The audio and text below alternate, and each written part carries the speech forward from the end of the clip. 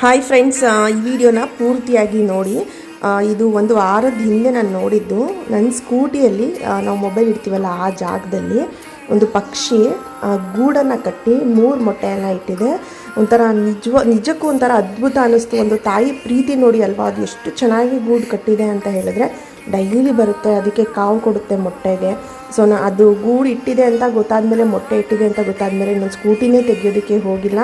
ಎಷ್ಟು ಚೆಂದ ಅನಿಸುತ್ತೆ ಅಲ್ವಾ. ಒಂದು ಪ್ರಾಣಿ ಆಗಲಿ ಮನುಷ್ಯರಾಗಲಿ ಯಾರಿಗೇ ಆಗಲಿ ತಾಯಿಗೆ ತನ್ನ ಮಕ್ಕಳು ಅಂತ ಅಂದರೆ ಎಷ್ಟು ಪ್ರೀತಿ ಇರುತ್ತೆ, ಎಷ್ಟು ಮಮತೆ ಇರುತ್ತೆ ಅಲ್ವಾ.